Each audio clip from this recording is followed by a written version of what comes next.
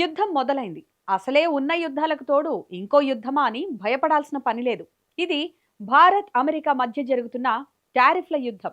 Trump తన నోటికొచ్చిన నెంబర్లు చెబుతూ ఇండియాపై 50% సుంకాలను విధించారు.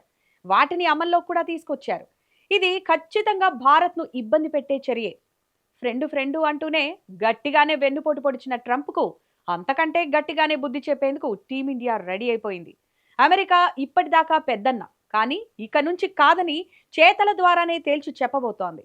అమెరికా విధించిన టారిఫ్లకు నిరసనగా లవ్లీ ప్రొఫెషనల్ యూనివర్సిటీ ఒక కీలక నిర్ణయాన్ని తీసుకుంది. అమెరికా బ్రాండ్లపై ఆ క్యాంపస్లో పూర్తిగా నిషేధం విధించింది. కోకాకోలా, పెప్సీ వంటి ప్రముఖ బ్రాండ్లను అందుబాటులో లేకుండా చేసింది. ఇది భారతదేశం అమెరికా బెదిరింపులకు భయపడేది కాదు అంటూ యూనివర్సిటీ ఛాన్సలర్, ఆప్ ఎంపీ అశోక్ కుమార్ మిట్టల్ ట్వీట్ కూడా చేశారు. ఇప్పుడు స్వదేశీ 2.0 హ్యాష్ ట్యాగ్ కూడా సోషల్ మీడియాలో ట్రెండింగ్ గా మారింది. దీన్ని స్ఫూర్తిగా తీసుకుని ఇతర యూనివర్సిటీలు కూడా ఇలాంటి నిర్ణయాన్ని తీసుకుని ఆలోచన చేస్తున్నట్లు తెలుస్తోంది. అటు కేంద్రం కూడా అమెరికాకు ఎగుమతులను తగ్గించి యూరప్ కంట్రీస్ కు పెంచే దిశగా చర్యలు చేపడుతోంది. భారత్ ను భయపెట్టాలని ట్రంప్ టారిఫ్లు విధిస్తే మీరు కాకపోతే ఇంకొకరు అంటూ టిట్ ఫర్ టాట్ రీతిలో సమాధానం చెబుతోంది భారత్. అందుకే అన్నారు చెడపకురా చెడేవు అని.